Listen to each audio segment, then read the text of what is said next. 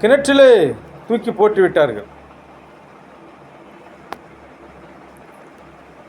அவன் மரணத்திற்கு ஏதுவாக இருக்கிறான்.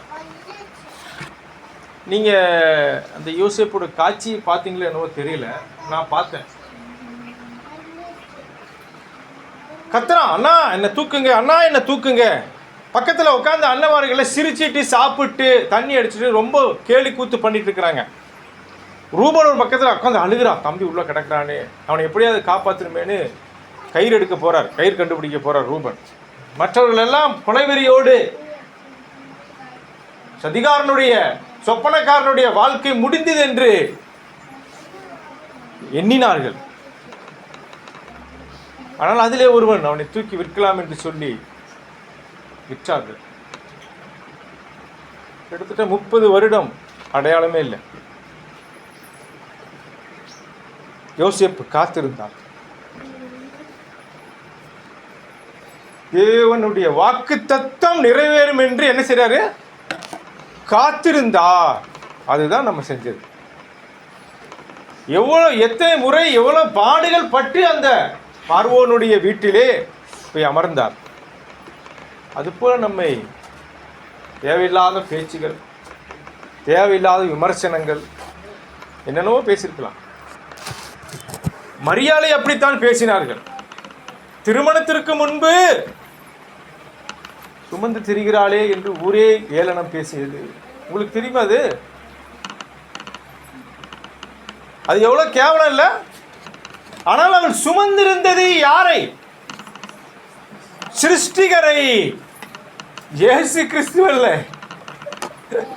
நம்மை படைத்து அந்த ஆண்டவரை அந்த மரியாள் சுமந்திருந்து 10 மாதம் எல்லா அவமானங்களையும் ஏற்றுக்கொண்டாள்.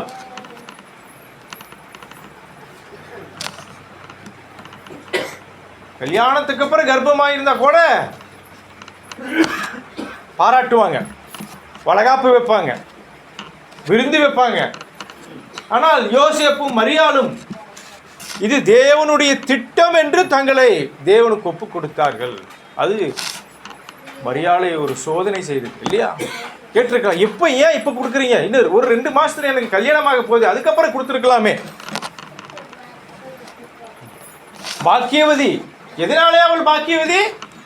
அது உபத்திரவ நாட்கள். கர்ப்ப வேதனை ஜாஸ்தி, அதை விட மனவேதனை இருக்குல்ல. அவர் ரோட்டில் நடந்து போகும்போது வரும்போது அவங்க ஊரில் எப்படி பேசியிருப்போம், நம்ம ஊரில் பேசுகிறோமில்ல, அது கொஞ்சம் நினச்சி பாருங்க. அப்போ நம்ம படுற உபத்திரவமெல்லாம் பரவாயில்ல, அந்த அளவுக்கு இல்லை. ஆபிரகாம் 100 வயதிலே மகனை பெற்றுக்கொண்டார். இதெல்லாம் வசனம் படித்தா லேட் ஆயிரும். உங்களுக்கு தெரிந்ததுனாலே நான் என்ன செய்கிறேன், அதனுடைய சாராம்சத்தை மட்டும் சொல்லுகிறேன், அதனுடைய அனுபவத்தை சொல்லுகிறேன். அதை நீங்கள் பெற்றுக்கொள்ள வேண்டும். 100 வயதிலே குழந்தை பெற்ற பொழுது ஊரே விருந்து, அவர் இருந்த ஊரே விருந்து, சந்தோஷம், மகிழ்ச்சி. கர்ப்பம் செத்து போயிருந்தது. ஒரு வசனம் வாசிப்போம், எபிரேயர் 11. சாரால் பெலன் அடைந்து, எப்படிங்க? சாரால் பெலனை கொடுக்கிறவர் தேவன்ங்க.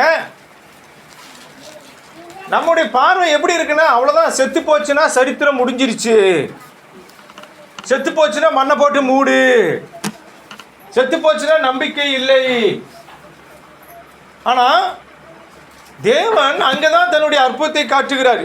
11:12.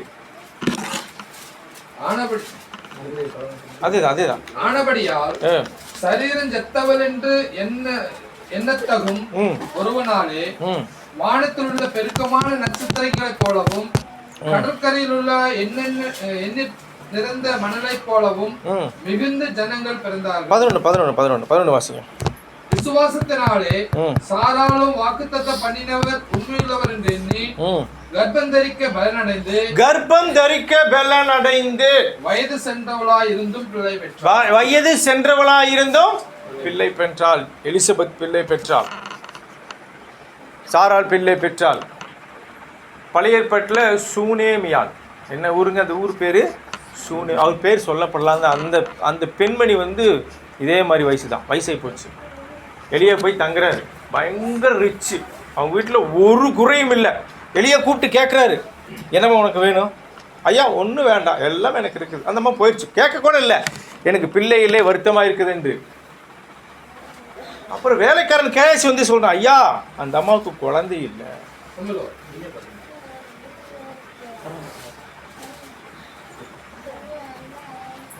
குழந்தையை பெற்றுக்கொள்ள வாய்ப்பில்லை இங்கே. இதே போலதான் சூனியமையாளுக்கு ஒரு வாக்கு சத்தம் கொடுக்கப்பட்டது. அடுத்த வருஷம் குழந்தை பிறந்தது. அந்த குழந்தை அதுக்கப்புறம் வியாதி வந்து சாகுது. ஆபிரகாமுக்கு 100வது வயதிலே சாரால் பெலன் அடைந்து, பெலன் கொடுக்கிறவர் கர்த்தருங்க. அது யாராலையும் தடுக்க முடியாது. ஊர் என்ன வேணா பேசிட்டு மலடி. சாராலை இன்ட்ரடியூஸ் பண்ணும்போதே டைட்டில் என்ன தெரியுமா போடுறாங்க? மலடி சாரால். எழுத்து ஓடுது, பிக்சர் ஓடுது. ஆபிரகாம் அப்படின்னு போடுறாரு, ஆபிராம்னு போடுறாரு. அதுக்குள்ள சும்மா சாரால்னு போட வேண்டியது. ஊரெல்லாம் பச்சை குத்திருச்சு, சொல்லிட்டாங்க, ஐயா ஆபிரகாம் ஐயா நீங்கள் 2வது கல்யாணம் பண்ணிக்க, இல்லை நீங்கள் தத்தெடுத்துங்க, என்னென்னவோ சொல்கிறாங்க. ஆனால் தேவன் சொல்கிறாரு, நீ பலனடைந்து பிள்ளை பெற்றுக்கொள்ளுவாய். இந்த பலனை யாராவது தடுக்க முடிஞ்சுதா? ஆனால் அதுக்கப்புறம் தான் ஆபிரகாமுக்கு சோதனை. 13 வயது என்று சொல்லுகிறார்கள் ஈசாக்கு பலியிடும் பொழுது. சில அறிஞர்கள் 30 வயது என்று சொல்லுகிறார்கள். அது கரெக்டாக நல்லா படித்தாதான் தெரியும். எவ்வளோ வயசு இருந்துட்டு போகுது. தன் மகனை பலி கொடுக்கும்படியாக ஆபிரகாமை தேவன் அழைத்த பொழுது எப்படி இருந்தது? உற்சாகமாக இருந்தது. நாம் என்ன கொடுத்தோம்? நமக்காக நம்மை மீட்டெடுக்கும்படியாக பலியாக கொடுத்த நமது ஆண்டவராக இயேசு கிறிஸ்துவுக்கு நாம் என்ன செய்தோம்? ஒரே ஒரு முறைதான் வாழப்போகிறோம். இந்த ஒரு முறை வாழ்கிற வாழ்க்கை அவர் நமக்கு கொடுத்த பிச்சை. கொஞ்சம் ஏமாந்திருந்தா இன்னைக்கெல்லாம் நம்ம நடந்து போயிட்டு இருந்திருப்போம். தெரியுமா உங்களுக்கு? பச்சை துண்டு கட்டிட்டு கருப்பு துண்டு கட்டிட்டு எங்க நடந்து போயிட்டு இருப்போம்? ஒரு ஊருக்கு நடந்து போயிட்டு இருப்போம். பயங்கர அப்படியே வெறியா தேவனை வீட்டிலிருந்து நம்மளை தப்புவித்து சுத்த சுவிசேஷத்தினாலே சிருஷ்டிகரை கொண்டு நம்ம ரட்சித்து இங்க உட்கார வச்சிருக்காரே, அதுக்கே நம்ம நன்றி சொல்லணும். அப்போ இவ்வளோ பெரிய ஆசீர்வாதத்தை கொடுத்து இவ்வளோ பெரிய ரட்சிப்பை கொடுத்தவருக்கு நாம் என்ன கொடுத்தோம்? பொதுவா எதுக்கு சாமி கும்பிடுறோம்? சாமி காப்பாத்துங்க, ஈஸியான மெத்தடு, காப்பாத்துங்க. எத்தனை பிரச்சனை வந்தாலும் என்ன நீங்க என்ன செய்யுங்க? காப்பாத்துங்க. நான் தப்பு செஞ்சுட்டே தான் இருப்பேன், தண்ணிக்குள்ள விழுந்துட்டே தான் இருப்பேன், குப்புற விழுவேன், தப்பு பண்ணிட்டே இருப்பேன், நீங்க மட்டும் என்னை காப்பாத்துங்க, எல்லாரும் நல்லா இருக்குங்க சாமி. இதுக்கு தான் நம்ம சாமி கும்பிட வர்றோம். அந்த சாமிக்கு, அந்த கடவுளுக்கு, அந்த சிருஷ்டிகருக்கு நாம் என்ன செய்தோம்? இந்த மக்கள் 3 நாள் நடக்கிறாங்களாமா கேட்டா, ஐயோ அது வருஷம் நாங்கள் இப்போ அப்படி நடந்துருவோங்க. ஒரு குழுவே இருக்குதுங்க, அப்படியே அந்த குழுவாக கூடி 5000 பேர் இங்கேருந்து நடந்து போகிறோம். 1,00,000 பேரே நடந்து போங்க. ஆனால் அவங்களுடைய மனசில் என்ன தெரியுமா? நான் கடவுளுக்காக வைக்கிறேன். நாம் என்ன செய்தோம்? இங்கே ஆபிரகாம் ஒரு அற்புதமான பலி செலுத்துகிறார்.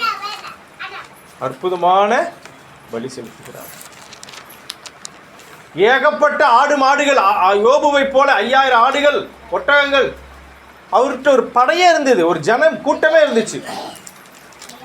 தேவன் கூப்பிட்டு ஒரு 2000 கடா கொடுன்னா சல்லுன்னு கொடுத்துருப்பார். அதில் அவருக்கு கவலையே இல்லை, போனால் போயிட்டு போகுது, தேவனுக்கு தானே கொடுக்குறோம். 5000 ஒட்டகம் கொடுனா கொடுத்துருவாரு. 500 வெள்ளிக்காசு கொடுனாலும் என்ன செஞ்சிருவாரு? கொடுத்துருவாரு. ஆனால் அவர் கேட்டது என்னது? அவருடைய ஏக சுதன், ஒரே மகன். சுதன் தான் ஒரே மகன் அர்த்தம். ஆதியாகமம் 22ஆம் அதிகாரம்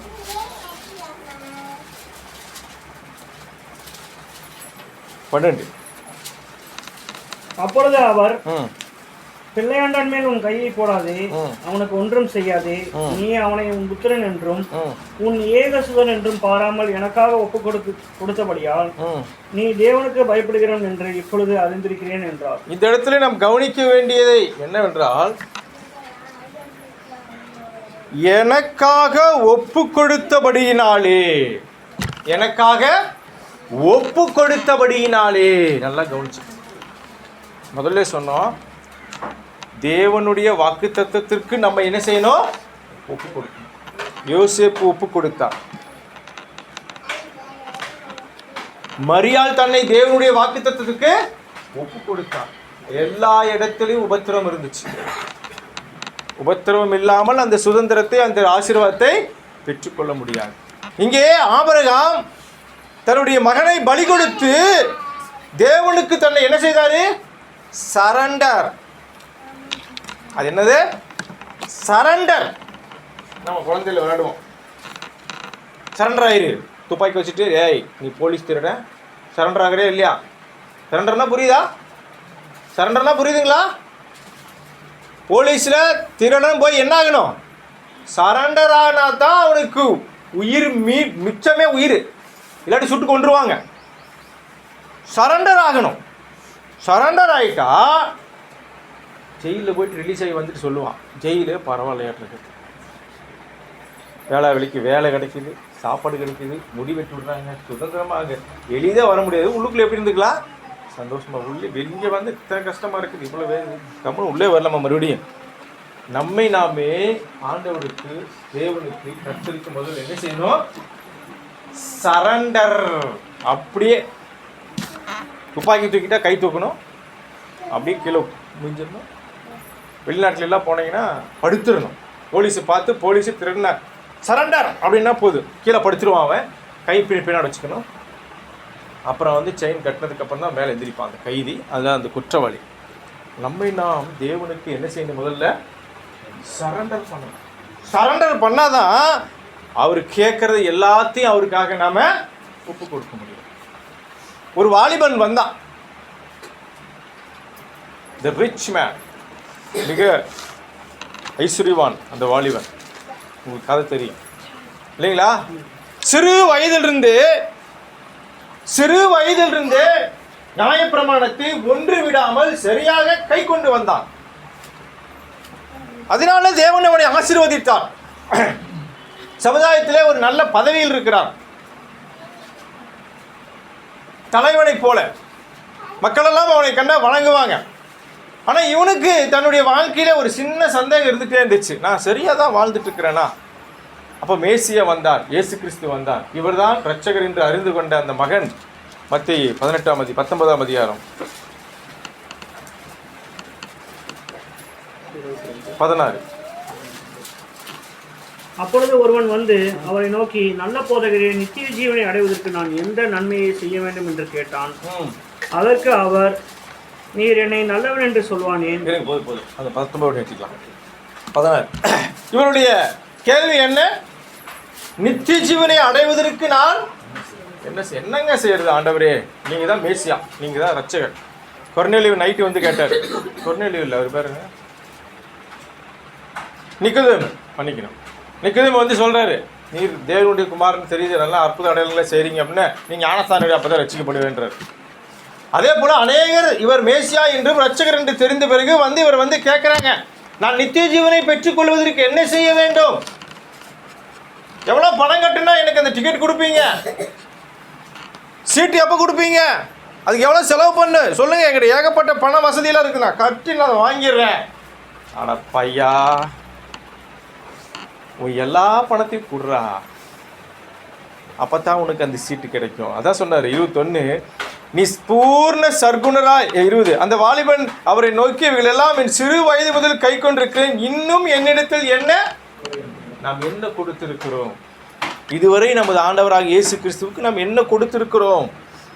நம்மிடத்தில் பலி கேட்பதில்லை, இரத்த பலி இயேசு கிறிஸ்து தான் கடைசி. ஆபிரகாமை கேட்டார், ஆபிரகாம் தன்னுடைய மகனை பலியாக ஒப்பு கொடுத்தார். முதல் தன்னை அவர் ஒப்பு கொடுத்தார். நாம் நமது ஆண்டவராக இயேசு கிறிஸ்துக்கு என்ன ஒப்பு கொடுக்க போகிறோம்? நம்மை சிருஷ்டிகருக்கு என்ன கொடுக்க போகிறோம்? இந்த வாலிபன் என்ன கொடுக்க நினைச்சிருப்பான்? 5000 பேர் மீட்டிங்களா, நான் ஒரு சிப்ப அரிசி கொடுத்துட்றேன். அது தப்புன்னு நான் சொல்ல வரல, கொடுக்கறது நல்லது தான், அப்படித்தான் நம்ம செய்ய முடியும். ஆனால் இந்த வாலிபனுக்கு இருந்த குறை என்னவென்றால், இவனுடைய நம்பிக்கையின் அச்சாரம் எது மேலே தான் இருந்துச்சு? தன்னுடைய ஐஸ்வர்யத்தின் மேலே அதை அசைக்கிறார் தேவன் இயேசு கிறிஸ்து. என்ன சொல்கிறான் இவன் பார்ப்போம். உண்மை அதான், நாம் எதை அதிகமாய் நம்புகிறோமோ அதை விட்டு கொடுக்க வேண்டும். அதைத்தான் தேவன் கேட்குறாரு. அவரை நம்ம கூப்பிட்டு இஸ்மாவேலை கேட்டிருந்தா சந்தோஷமாக கொடுத்துருக்கலாம். அதே சார் நம்மளாக இருந்தால் ஈஸா கொடுக்க மாட்டோம். இஸ்மாவேல் வேணால் எடுத்துங்க, அது மனைவி இல்லை, அவங்களுக்கு பிறந்தது, அது வேணால் எடுத்துக்கோங்க அப்படின்னு சொல்லியிருக்கலாம். எது நமக்கு சிறப்பாக எது நன்மையாய் நாம் விரும்பி வச்சிருக்கிறோமோ அதைத்தான் தேவன் கேட்குறாரு. சோதிக்கிறார். கொடுப்போமா கொடுக்க மாட்டோமா, செய்வோமா செய்ய மாட்டோமா. கொடுத்துட்டோம்னா டபுளாக கிடைக்கும், பல மடங்கு அதிகமாக கிடைக்கும், பல ஆசீர்வாதங்கள் கிடைக்கும். இந்த வாலிபன் அவருடைய நம்பிக்கையெல்லாம் என்ன, இன்னும் 2-3 தலைமுறைக்கு நம்ம என்ன செஞ்சிடலாம், நல்லா சந்தோஷமாக இருந்துடலாம். அதற்கு இயேசு, நீ பூர்ண சர்க்குணராய் இருக்க விரும்பினால் போய் உனக்கு உண்டானவைகளை விற்று தரித்திரருக்கு கொடு, அப்பொழுது பரலோகத்தில் உனக்கு பொக்கிஷம் உண்டாயிருக்கு, பின்பு என்னை பின்பற்றி. கேட்டோன்னு எப்படி ஆச்சு?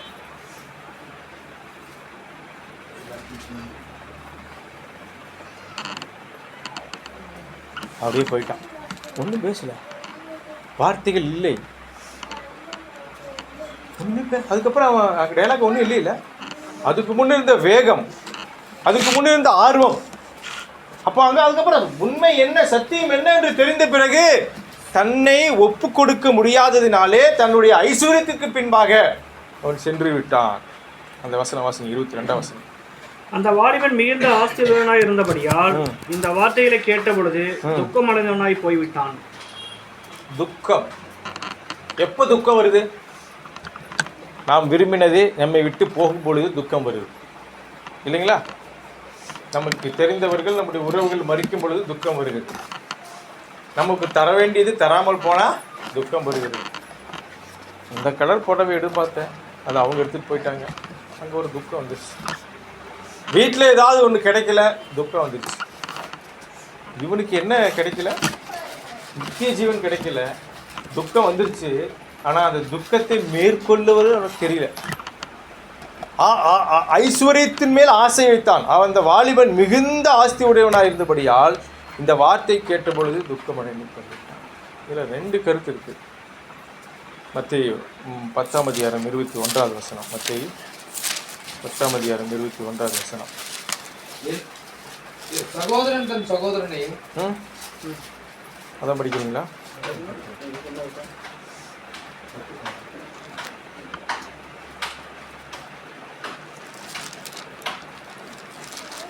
மார்க் 10:16 வசனம்.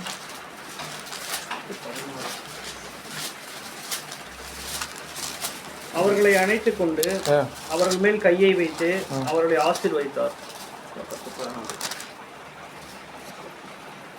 10:21, 22, 23. இயேசு அவனை பார்த்து அவனிடத்தில் அன்பு கூர்ந்து, உன்னிடத்தில் ஒரு குடை உண்டு, நீ போய் உனக்கு உண்டானவர்களெல்லாம் விற்று தரித்திரருக்கு கொடு, அப்பொழுது பரலோகத்திலே உனக்கு பொக்கிஷம் உண்டாயிருக்கும், பின்பு சிலுவை எடுத்துக்கொண்டு என்னை பின்பற்றி வா என்றார்.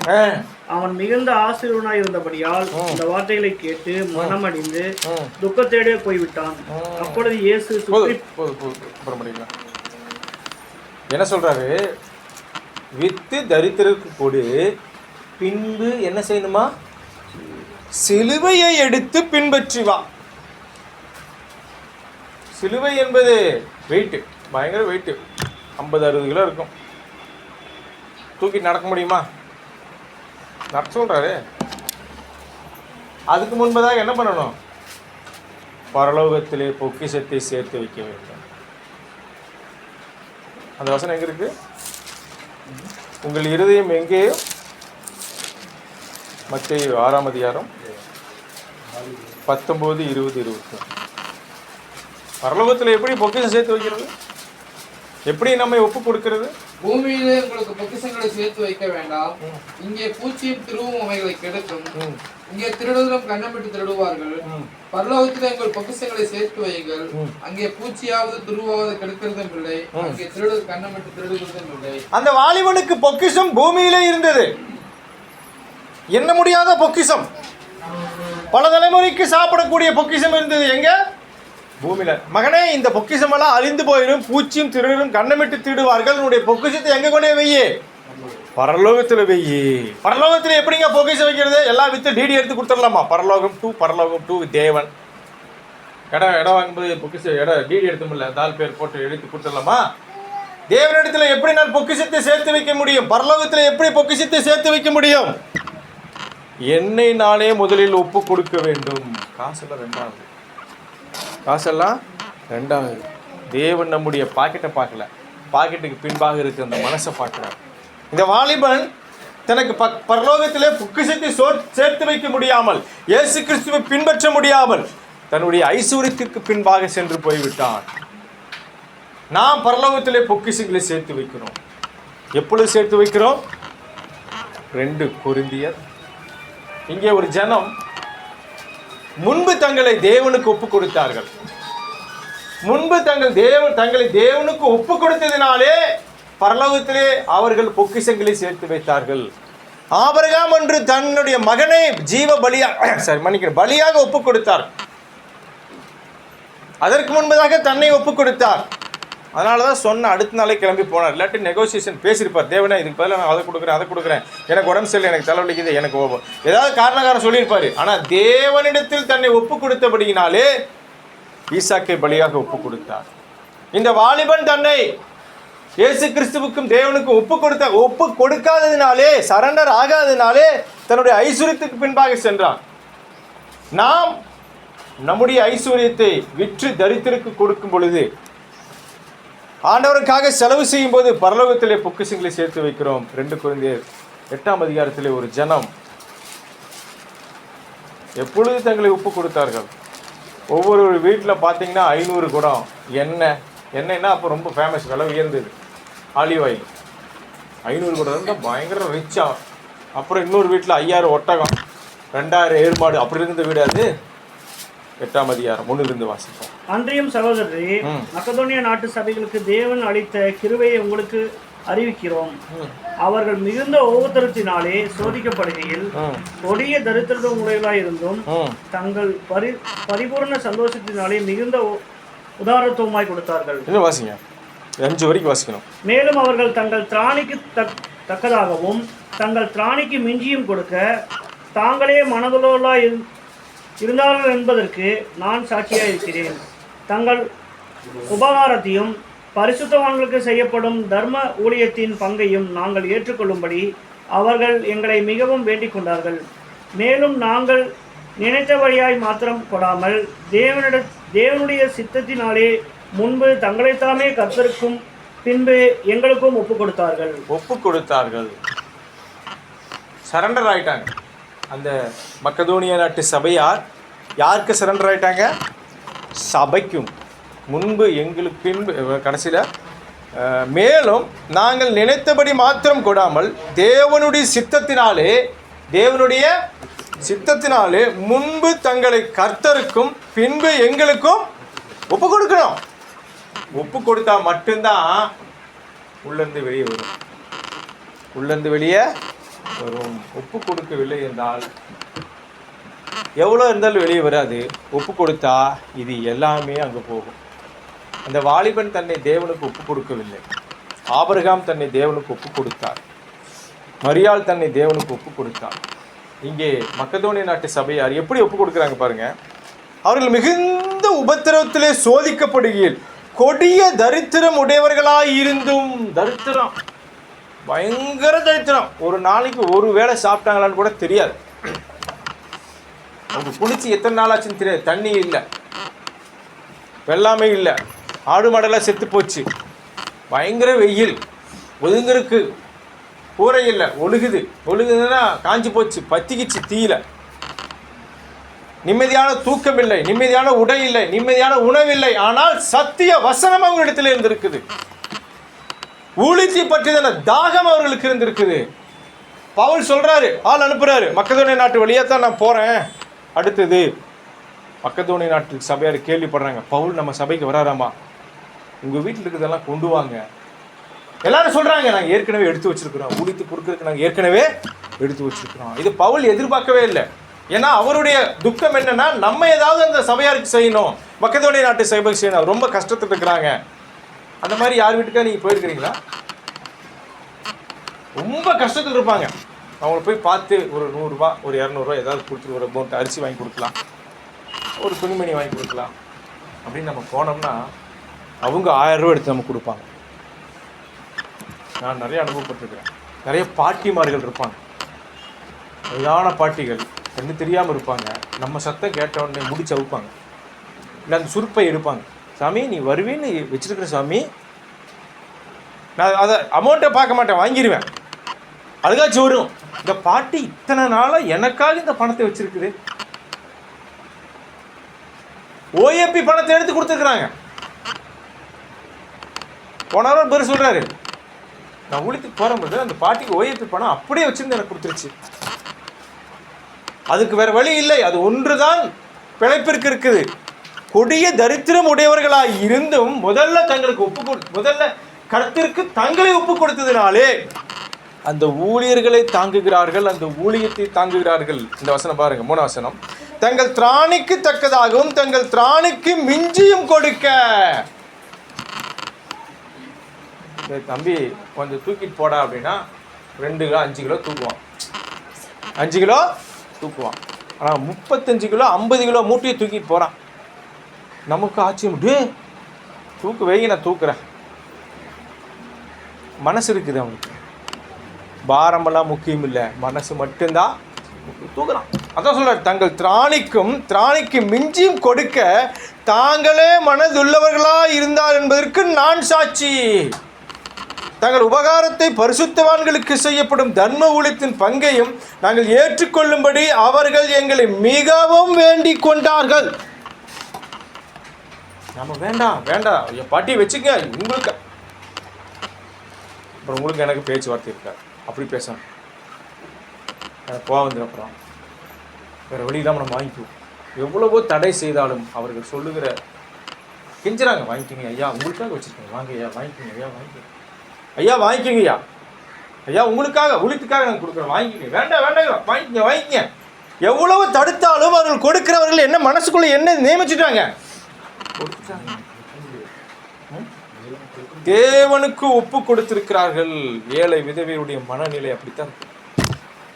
எப்போ அந்த ஓய்வு நாள் வரும், எப்போ நான் ஆலயத்திற்கு செல்லுவேன், எத்தனை நாள் சாப்பிடாமல் அந்த 2 காசை தன்னுடைய முடியிலே வைத்திருந்தால் அந்த பாட்டி விதவை. அதை ஏன் விதவைன்னு அண்டர்லைன் பண்ணுறாரு?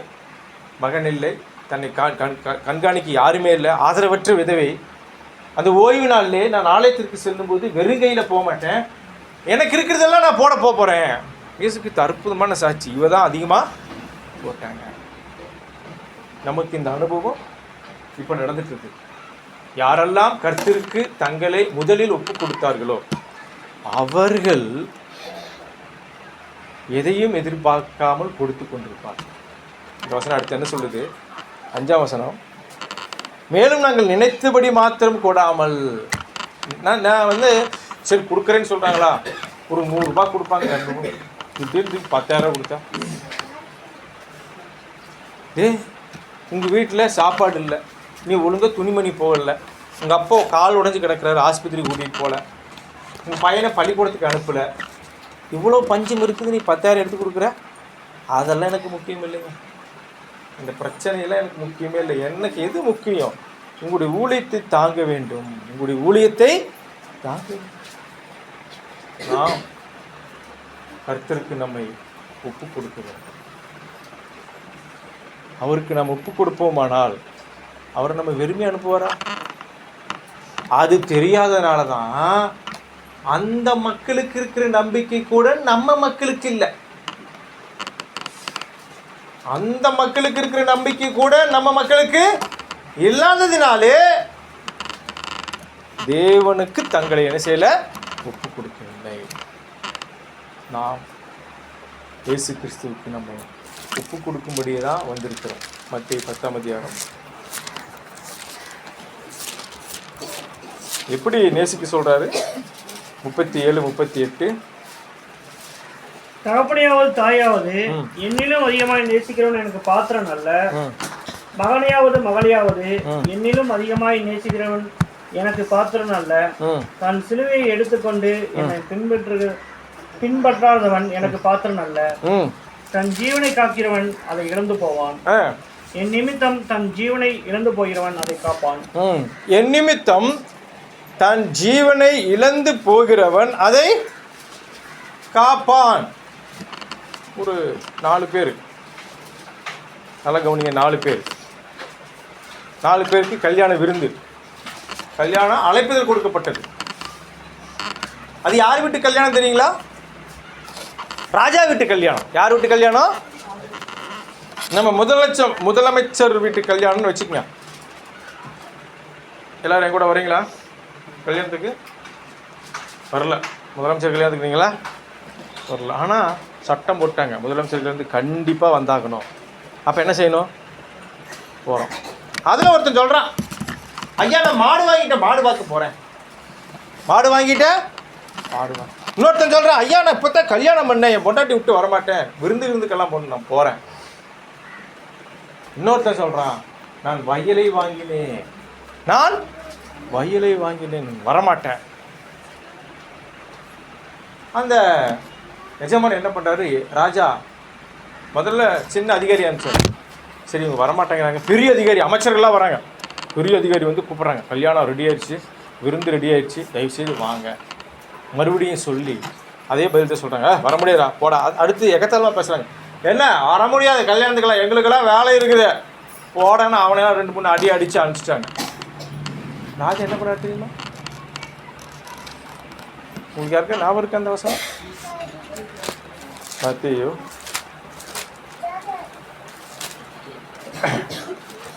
22ஆம் அதிகாரம்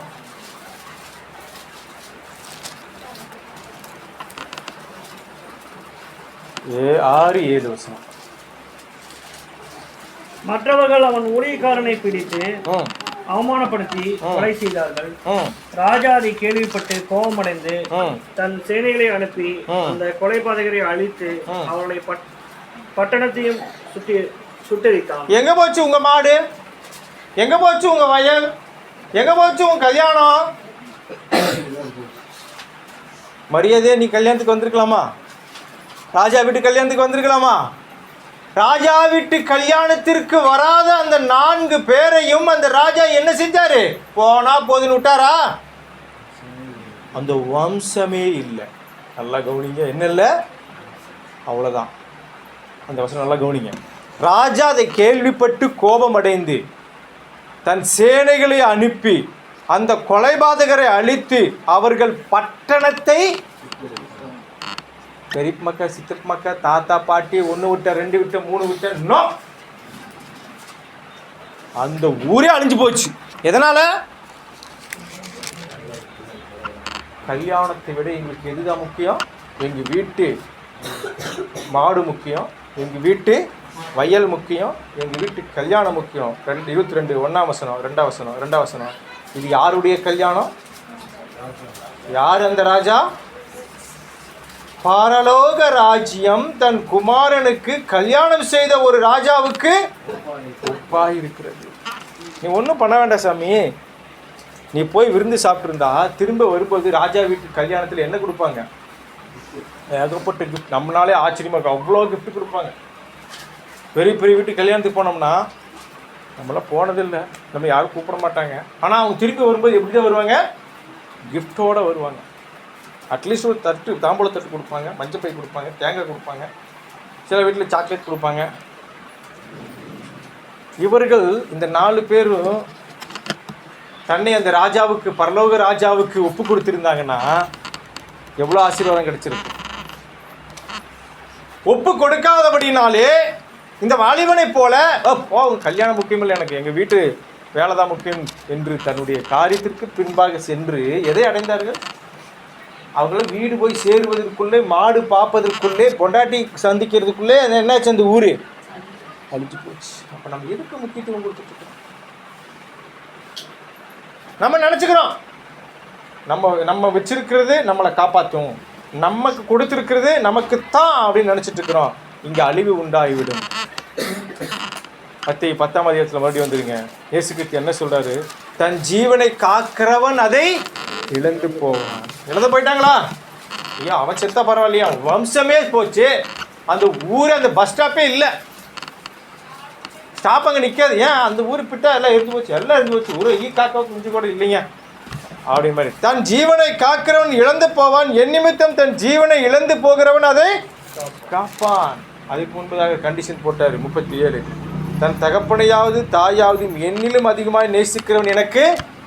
நம்ம எவ்வளோ நேசிக்கிறோம் நம்முடைய ஆண்டவராக இயேசு கிறிஸ்துவை, நம்மை சிருஷ்டித்த சிருஷ்டிகரை, பிதாவாகிய தேவனை. ஆபிரகாமை போல நேசிக்கிறோமா?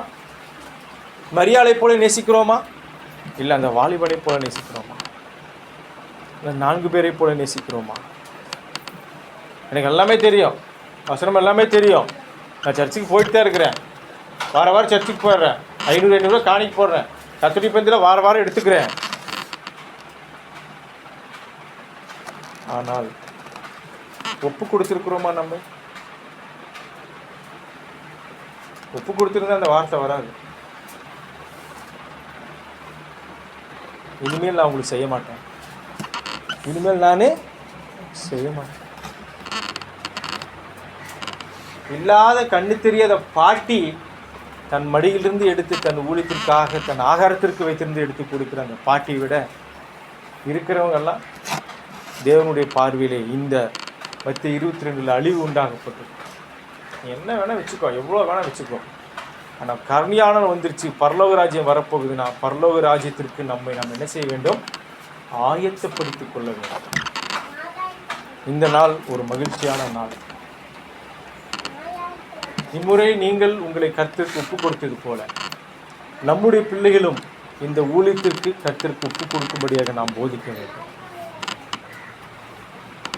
பல ஆண்டுகள் முயற்சி எடுத்து நாம் சம்பாதித்த, தேவன் கொடுத்த, தேவன் அனுமதித்த, தேவன் ஏற்படுத்தி கொடுத்த இந்த ஊழியத்தை பல தலைமுறைகள் காண செய்ய வேண்டியது நம்முடைய கடமை. அதற்கு நம்மை நாமே ஒப்பு கொடுப்போம். மக்கதோனிய நாட்டு சபையை போல நம்மள யாருமே கை நிறையா பேங்க்லேயோ வீட்லேயோ வச்சது கிடையாது. நம்மள யாருமே மிகப்பெரிய வருமானத்தில் இல்லை. ஆனால் நம்மகிட்ட இருந்து தான் தேவன் எதிர்பார்க்கிறார். நம்முடைய மனதை எதிர்பார்க்கிறார், நம்முடைய இருதயத்தை எதிர்பார்க்கிறார். கர்த்தருக்கென்று கொடுங்கள், அவர் உங்களுக்கு கொடுப்பார். அவருக்கென்று நம்ம ஒப்பு கொடுப்போம். யாக்கோபு 4ஆம் அதிகாரம் கடைசியாக ஒரு வசனம், யாக்கோபு 4ஆம் அதிகாரம்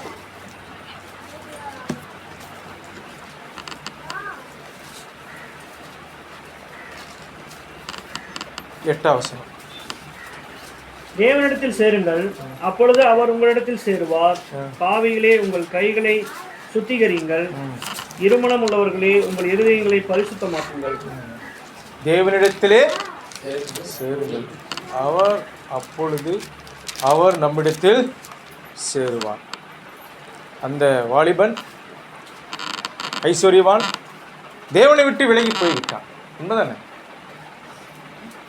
தேவனிடத்தில் சேர முயற்சி எடுத்து, ஆனால் அவளை என்ன செய்ய முடியல, சேர முடியவில்லை. நாம் சேர வேண்டும். பரலோகத்திலே பொக்கிஷங்களை சேர்க்க வேண்டும். பரலோகத்திலே பொக்கிஷங்களை சேர்த்து வேண்டும் என்றால் நம்முடைய பணத்தை ஊழியத்திற்கென்றும் இல்லாதவர்களுக்கென்றும் நாம் ஒப்பு கொடுக்க வேண்டும். அதற்கு முதலில் நம்மை நாமே கர்த்தருக்கு ஒப்பு கொடுத்து இந்த ஊழியத்தை நிறைவேற்றோம். ஒரு பொறுமையான கவனத்திற்கு நன்றி. தேவன் தாமே ஆசீர்வதிப்பாராக.